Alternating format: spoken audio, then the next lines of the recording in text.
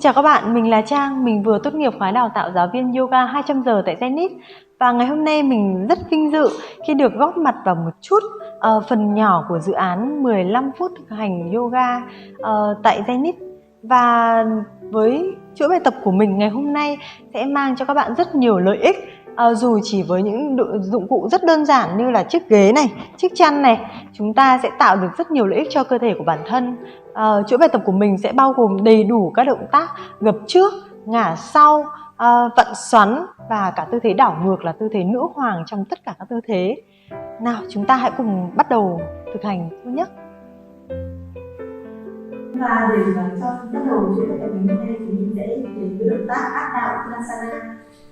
Và trong tư thế này chúng ta sẽ cần chuẩn bị một chiếc ghế và một chiếc chăn. Các bạn hãy chuẩn bị cùng mình nhé. Và sau khi set up xong, chúng ta hãy quay đúng đối diện với ghế. Sau đó hai chân đứng tư thế Tadasana, hai cạnh ngoài của lòng bàn chân song song với nhau. 4 điểm trên lòng bàn chân chúng ta nhấn chặt xuống sàn và hai chân kích hoạt. Hít vào, nâng tay lên, thở ra, chúng ta sẽ gập người từ nếp gốc hông. Thật chậm, từ từ, và ta đặt đỉnh đầu hoàn toàn thả lỏng lên trên chiếc chăn.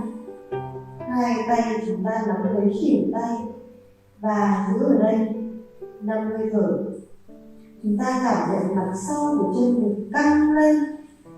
Lợi ích trên động tác này là giúp lưng của chúng ta luôn được căng giãn và tạo thêm không gian cho phần lưng dưới. Một lợi ích khác chính là điều hòa nhịp tim. Nên nếu các bạn có cảm thấy mặt sau của chân nó hơi căng một chút thì chúng ta cũng sẽ cố gắng nhé. Và đừng quên hơi thở. Muốn hít sâu, thở đều. Và ta giữ thêm 3 thở nhé.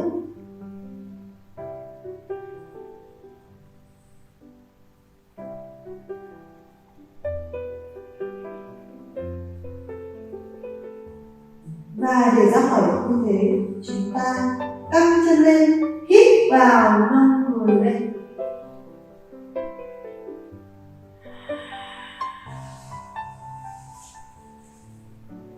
Và tư thế tiếp theo là chúng ta đến với tư thế chó úp mặt.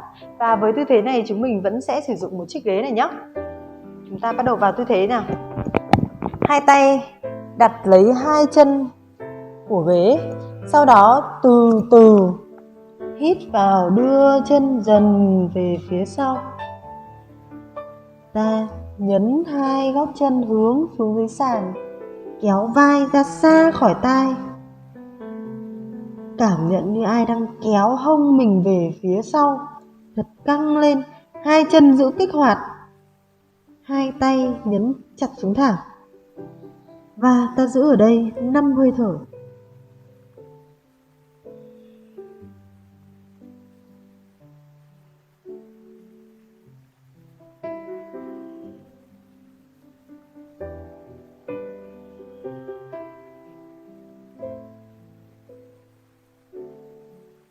Và ra khỏi tư thế, chúng ta từ từ đưa chân về gần phía tay. Và sau đó nâng người từ từ dậy.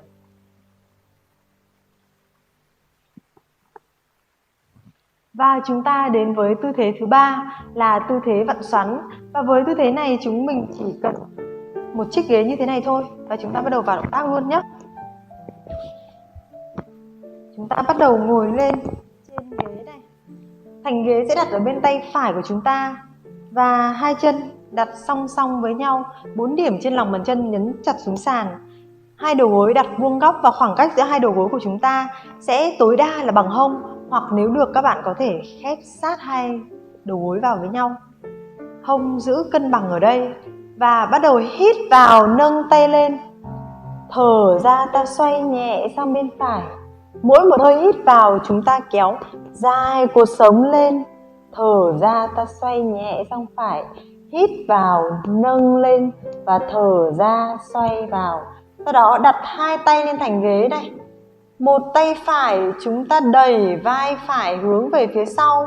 Và tay trái chúng ta kéo vai trái hướng về phía trước và cố gắng sao cho cơ thể mình nằm song song với thành ghế nếu được.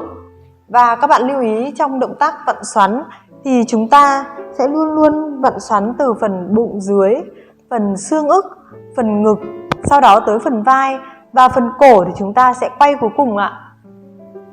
Một lưu ý nữa là chúng ta luôn luôn để cằm và phần ngực sẽ song song với nhau. Các bạn cố gắng là đừng quay cổ đi quá xa và chúng ta sẽ giữ cổ ở phần ngực. Bởi mục đích của chúng ta là vặn xoắn xung quanh cái phần cột sống. Tiếp tục vặn xoắn này. Vai phải đưa về sau và vai trái ta đẩy về phía trước. Chúng ta sẽ cùng nhau giữ ở đây 5 hơi thở.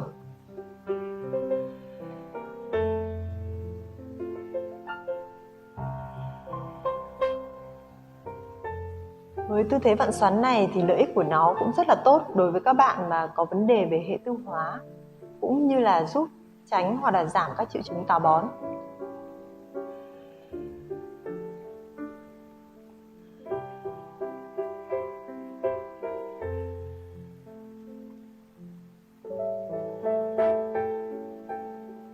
Để ra khỏi tư thế, chúng ta hít vào, nâng tay lên, thở ra, hạ tay xuống. Và bây giờ chúng mình sẽ đến với một tư thế ngả sau cực kỳ tuyệt vời nhé. Tư thế Viparita Dandasana. Và với tư thế này chúng mình sẽ cần chuẩn bị một chiếc ghế này và một chiếc bolster để hỗ trợ cho phần đỉnh đầu của chúng ta. Và nếu được, các bạn có thể để thêm một vài chiếc chăn ở trên nữa để đỡ cho phần đỉnh đầu của chúng ta được hoàn toàn đặt lên trên bolster và chiếc chăn này. Chúng ta bắt đầu vào tư thế ngồi vào trong lòng của phần tựa lưng ghế này. Chân cạnh ngoài song song với nhau, hai đầu đặt vuông góc và khoảng cách tối đa cũng chỉ bằng hông thôi ạ. Ùi phần mông ra về phía ghế tựa. Sau đó từ đây ta từ từ hạ phần bả vai, xương bả vai sẽ đặt lên trên mép ghế. Đỉnh đầu chúng ta đặt hoàn toàn lên chiếc chăn. Và từ đây nếu các bạn cảm thấy phần lưng được hoàn toàn thư giãn thì chúng ta bắt đầu có thể duỗi chân và hai tay đưa qua đầu và ta cảm nhận thư giãn ở đây. Đây là một động tác rất tốt cho phần lưng và phần hông được thư giãn hoàn toàn ở trên ghế. Chúng ta sẽ không cảm nhận một chút khó chịu nào ở đây. Và nếu các bạn cảm thấy khó chịu thì hãy ra khỏi động tác ngay nhé. Ta sẽ giữ động tác này ở đây thêm 5 hơi thở. Cảm nhận vùng lưng được căng giãn, phần hông được thư giãn hoàn toàn trên ghế. Thả lỏng vai, thả lỏng cổ. Ta giữ thêm 5 hơi thở nữa.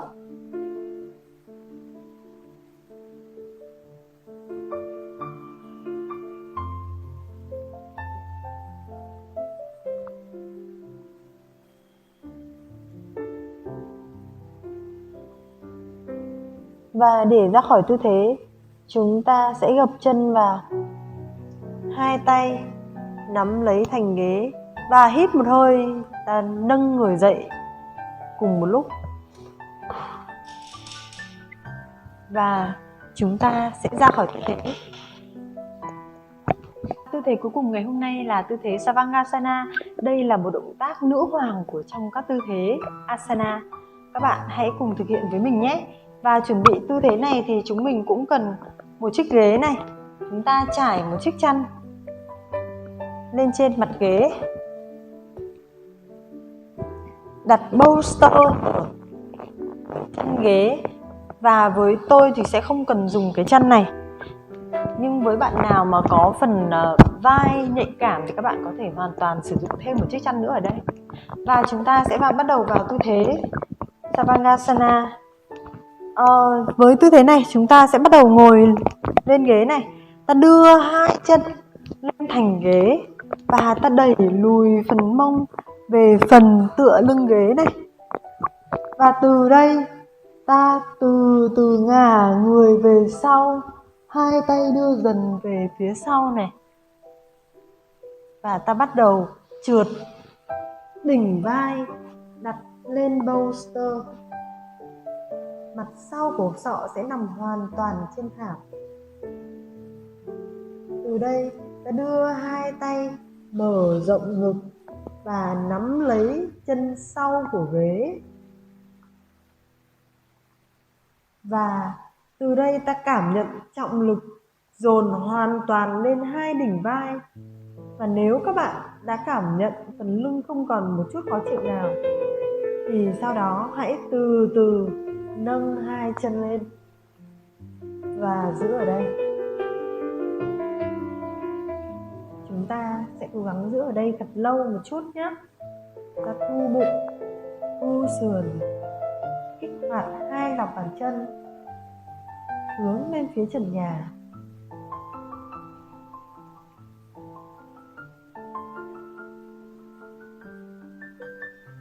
Chúng ta giữ ở đây khoảng 10 hơi thở.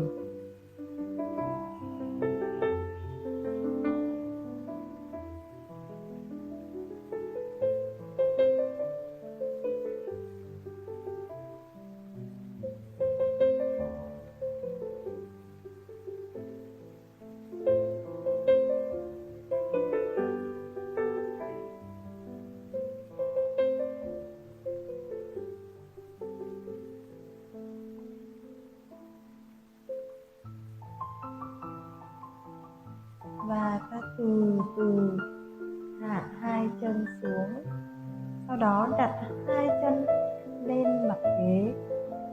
Ta tháo hai tay ra khỏi ghế và từ từ đẩy người về phía trước. Và phần hông sẽ đặt hoàn toàn lên bolster. Và chúng ta cũng sẽ thư giãn ở đây thêm 5 hơi thở nữa.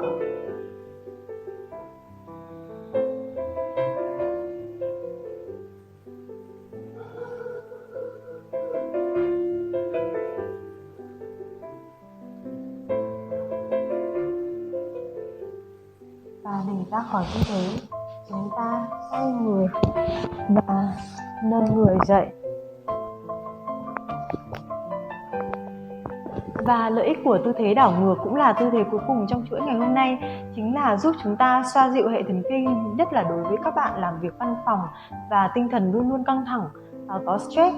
Và thêm một lợi ích nữa của tư thế đảo ngược chúng ta vừa làm chính là giúp làm lưu thông máu tới các tuyến giáp và tuyến cận giáp của cơ thể, nên đặc biệt tốt với phụ nữ nhé. Và cảm ơn các bạn đã thực hành cùng mình chuỗi ngày hôm nay.